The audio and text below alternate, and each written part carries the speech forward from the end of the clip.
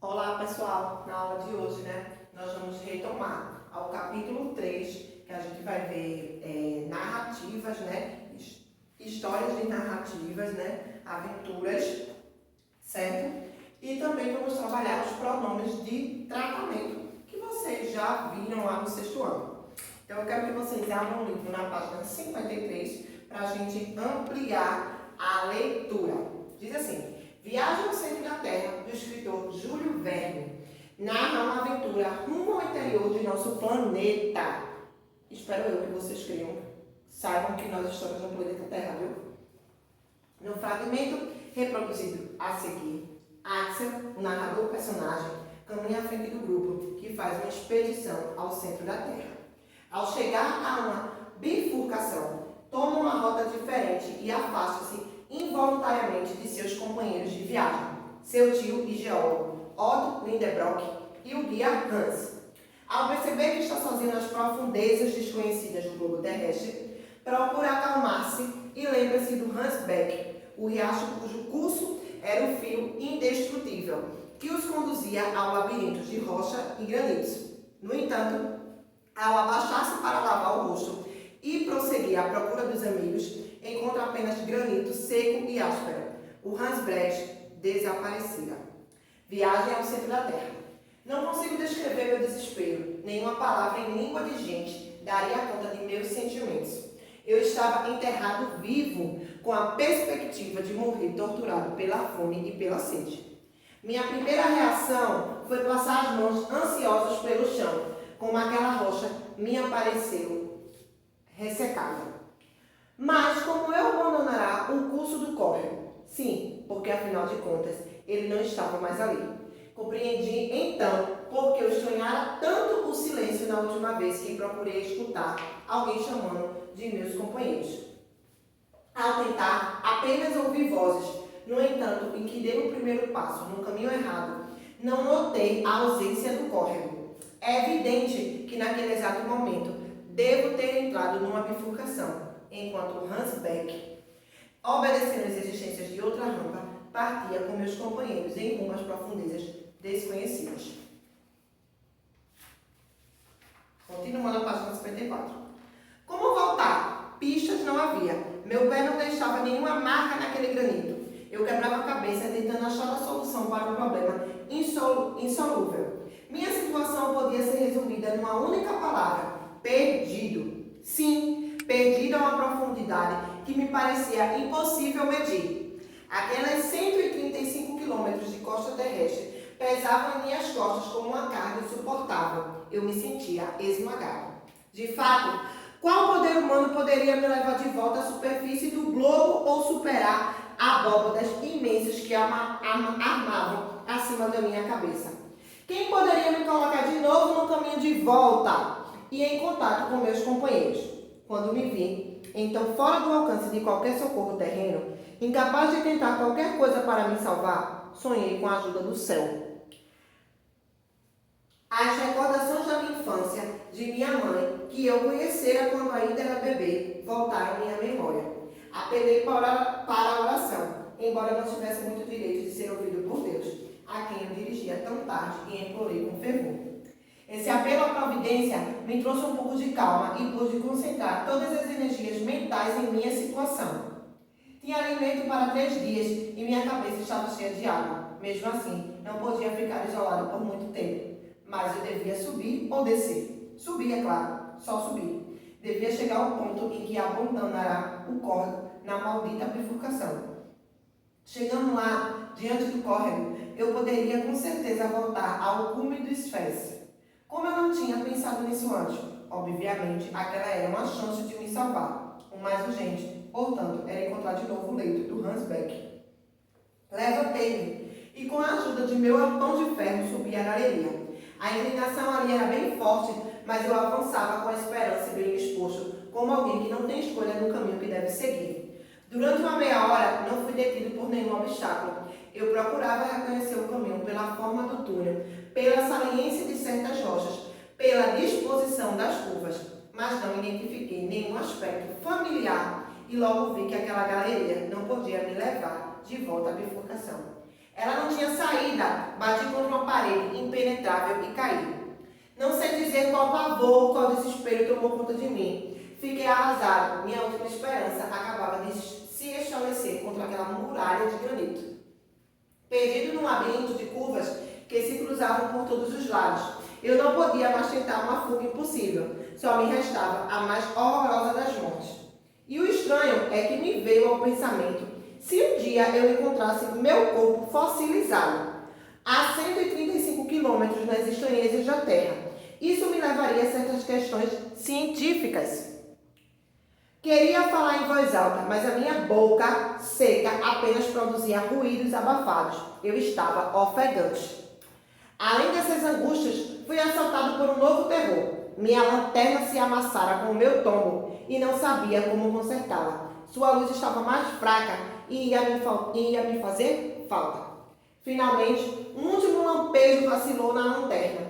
Fixei nele o olhar. Concentrei toda a força de meus olhos sobre ele, como se fosse a última sensação de luz que eu ia experimentar, e fiquei mergulhado em trevas totais. Deixei escapar então um grito terrível. Na superfície, mesmo nas noites mais escuras, a luz jamais renunciaria inteiramente a seus direitos. Ela pode ser difusa, sutil, mas por mais fraca que seja, a retina ainda consegue percebê-la. Mas aqui, nada. A sombra absoluta fazia de mim um cego, no verdadeiro sentido da palavra. Então perdi a cabeça, levantei os braços para a frente, tateando de forma dolorosa. Comecei a correr, jogando as pernas ao acaso, naquele labirinto sem saída. Aonde me levou essa corrida maluca? Nunca saberei. Depois de várias horas, com certeza no fim de minhas forças, caí como uma massa inerte ao lado da parede e perdi a consciência. Júlio Verne, Viagem ao Centro da Terra. Quem é Júlio Verne? Alguma coisa me diz que aqui não vai arrumar essa narrativa de aventura. Júlio Verne foi um escritor francês do século XIX. Nasceu em 8 de fevereiro de 1828 em Nantes, na França, nas proximidades do Porto, o que provavelmente despertou seu interesse por viagens e por aventura. No livro Viagens ao Centro da Terra, aplicou conhecimentos de geologia, de mineralogia e da paleontologia. Em seus livros, Júlio Verne previu eventos que se tornariam realidade, como a televisão, o helicóptero, o cinema falado e muitos outros. Júlio Verne faleceu em 24 de março de 1905. Menino, não sei porquê, quando eu olho para esse homem, essa invenção dele só me vem aquilo na cabeça. Primeiro, sobre os elementos que compõem essa narrativa, responda ao que se pede. Letra A. O narrador é observador personagem, comprove com trecho dos textos. Olha só, quando eu comecei a situar vocês no que é que a gente ia trabalhar, o próprio livro já diz isso, tá, gente? B. Existem outros personagens nesse trecho da história? Comente. C. Em qual local a história se passa? Ele fala 2 vezes, tá? Página 56. Segundo, no início desse trecho, Axel afirma estar desesperado. Explique o que ocasionou esse sentimento. Terceiro, qual é o clímax da narrativa, ou seja, o momento de maior tensão. Quarto, em narrativas de aventura é muito comum o uso do ponto de exclamação para expressar as emoções dos personagens. Releia os anúncios reproduzidos a seguir e responda o que essas frases exclamativas refletem. Só me restava a mais horrorosa das mortes. Sua luz estava mais fraca e ia me fazer falta. Deixei escapar, então, um grito terrível. Vocês vão dizer por que essas frases são exclamativas. Quinto, em sua opinião, Axel conseguiu salvar-se? Discuta isso com os colegas e o professor. Impossível a gente discutir, né? Só se for no ao vivo. Tá? Então vamos lá. Trabalhando a língua. Os pronomes pessoais e de tratamento. A gente vai fazer uma revisão do que vocês já viram teoricamente no ano de 2019. Vamos lá. No 6º ano, você estudou os pronomes pessoais, os pronomes de tratamento e os pronomes interrogativos. Agora vamos revisá-los. Para isso, responda o que se pede. Vamos lá. Pegue um lápis que o primeiro eu posso responder. Eu sou muito boazinha, né? Vamos lá. Leia a reprodução das falas do texto. Um talento para os negócios, que foi a primeira narrativa de aventura que a gente viu no início do capítulo 3. E observe as palavras destacadas. Eu vou buscar água para você. Enquanto isso, me dá uma mãozinha aqui. E quem disse que eu não consigo? Eu, você, me e quem estão sublinhados em negritos. Vamos lá. Letra A. As palavras eu, você, me substituem alguns substantivos do texto. Sabendo que a primeira fala é de Tom em um diálogo que ele mantém com Jim, identifica a quem esses pronomes se referem. Eu substitui Tom. Você substitui Jim. E me substitui Tom. E li, Jim. Tá, gente? Vamos lá. B. A palavra quem não se refere a um substantivo específico no texto. No entanto, que substantivo poderia substituí-lo nesse contexto? Indica algumas possibilidades. Podia ser o Jim, a tia Polly, o Billy, o Sid, o Johnny, tá? Segundo, releia essa frase inspirada no texto Um Talento para os Negócios. Observe a palavra destacada e assinale a alternativa correta. Quantas horas Tom levaria para pintar a cerca sozinho? Letra A. A palavra quantas substitui um substantivo? Ou B. A palavra quantas acompanha um substantivo? Ela acompanha um substantivo, tá? Que no caso aí é horas. Vamos lá. Na parte rosinha, o box rosa. Vamos lá. Como você deve ter lembrado, as palavras analisadas classificam-se como pronomes. Chamamos de pronome as palavras que substituem ou acompanham um substantivo, relacionando três pessoas do discurso. Eu, tu ou você, ele e ela. No singular, tá? Nós, vós ou vocês, e eles e ela no plural. Os pronomes podem ser classificados como pessoais. Eu, tu, ele, você, nós, lé, ó, me e etc. Possessivos, meu, minha, sua, dele, tá? Interrogativos, quem, qual, quanto, de tratamento, senhor, vossa senhoria, você, entre outros. Quando substituem um substantivo, os pronomes têm a função de pronome substantivo. Quando eles acompanham um substantivo, sua função é de adjetivo. Os pronomes pessoais e os pronomes de tratamento, também considerados de pronomes pessoais, como você estudou, indicam diretamente as pessoas do discurso. Aquele que fala ou escreve emprega os pronomes eu e nós, primeira pessoa, tá? Tanto do singular quanto do plural. Os pronomes tu, vós, vocês e vossa excelência, ou outro tipo de pronome de tratamento, refere-se à pessoa com quem se fala, segunda pessoa, ou do singular ou do plural. Ele, ela, eles ou elas são pronomes de terceira pessoa, do singular e do plural, pois representam a pessoa ou assunto de que se fala. Os pronomes interrogativos são aqueles empregados para formular uma pergunta, né? Atenção! Os pronomes de tratamento, apesar de indicarem o interlocutor, segunda pessoa, exigem o verbo na terceira pessoa. Morfossintaxe dos pronomes pessoais do tratamento. Os pronomes pessoais podem ser do caso reto ou do caso oblíquo. Eu, tu, ele, me, contigo. Nós, vós, eles, se, consigo, tá? Lembrando a vocês. No quadro a seguir, esses pronomes estão misturados. Leia-os e depois, com a ajuda do professor, complete a tabela de acordo com a classificação de cada pronome pessoal. Se é do caso reto ou se é do caso oblíquo, tá? Atenção! Relacione as pessoas do discurso corretamente nas duas colunas que está na página 58. Eles e elas, me, comigo. Tu, você, vós, vocês. Nós, conosco. Vós, conosco, convosco. Eu, se, consigo. Os, as, lis. Te, contigo. Nós, conosco. Se, consigo. O, a, lia. Ele e ela. Na página 58,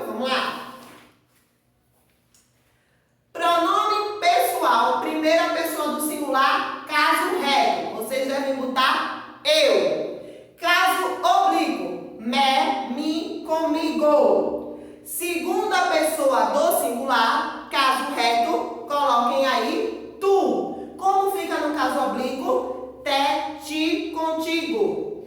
Terceira pessoa do singular, caso reto, ele, ela. Caso oblíquo, se, consigo, o, a, lhe, tá?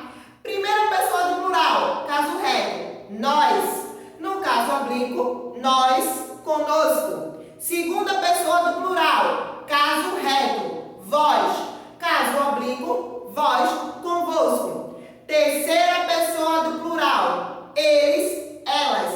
Como não fica no caso oblíquo? Se, consigo, os, as e lhes. 4. Leia estes exemplos retirados do texto. Viagem ao centro da terra e faço o que se pede. Eu estava enterrado vivo. Ela não tinha saída. Letra A. Qual a classificação desses pronomes? Vocês vão me dizer se são caso reto ou pronomes do caso oblíquo. B. A função sintática desses pronomes, isto é, a relação que eles mantêm com os outros termos da oração é de sujeito ou de complemento verbal. Quinto, agora leia este exemplo. O narrador apelou à província divina e isso trouxe-lhe um pouco de calma. Letra A. Qual a classificação do pronome em destaque? Também vocês devem dizer se é do caso reto ou se é do caso oblíquo. B. A função sintática desses pronomes, isto é, a relação que eles mantêm com as outras palavras do texto é de sujeito ou de complemento verbal. Prestem atenção que o quarto é diferente do quinto, tá? Vamos lá. Você viu que os pronomes pessoais se classificam em pronomes do caso reto ou pronomes do caso oblíquo. Os pronomes pessoais do caso reto costumam desempenhar a função de sujeito. Já os pronomes pessoais do caso oblíquo, ele está dando a resposta do quarto e do quinto, pelo amor de Jesus, viu? Desempenham a função de complemento verbal, que a gente vai ver como objeto direto e objeto indireto lá no 8º ano, tá? Na página 59 diz assim: o pronome oblíquo o e suas variações, os, a e as, assumem a forma lo, e as variações los, lá e las, quando vem depois de formas verbais terminadas em R, S ou Z. Vocês viram isso comigo lá no 6º ano, tá? Letras que desempenham quando o verbo se liga ao pronome por hífen. Veja o exemplo. Mostrar a história. Mostrar lá. Entregamos o trabalho. Entregamos-lo. Fiz as lições. Fiz lá, tá? Quando vocês fizerem a lição, vocês podem dizer isso. Filas. Se a forma verbal terminar em an e em ou em outro som nasal, o pronome oblíquo o e as suas variações os, a e as assumem a forma no e as variações nos, na e nas, sem que nenhuma terminação do verbo desapareça. Deixaram o livro na biblioteca. Deixaram-no na biblioteca. Certo, gente? Então, aí vocês devem fazer. Antes de terminar a aula, na página 58 vem um box do é verdade, tá? Hoje, não é mais condenado o uso de vi ele, ela achou eu e para mim fazer verdade ou mito. Essa afirmação é em parte verdade. Em situações informais, em casa, com amigos, com parentes, na nossa variação linguística, tá? Esse emprego não é inadequado. Mas em situações formais, falar com o diretor, em reuniões, em seminários, palestras e principalmente em escritas de textos formais, carta comercial, artigo de opinião, o uso é considerado inadequado, uma vez que em situações como essa, exige-se o uso da norma padrão da língua, tá, gente? De acordo com a norma padrão, os pronomes pessoais do caso reto não devem ser usados como complementos verbais. Assim, frases como vi ele ou ela achou eu, comuns na linguagem informal, devem ser substituídas por eu o vi e ela me achou. O mesmo vale para o exemplo com o pronome oblíquo, com função do sujeito, tá? Então, vocês devem realizar a atividade de interpretação de texto, né, da narrativa de Viagem ao Centro da Terra, porque a maioria da parte Tá ok, sétimo ano?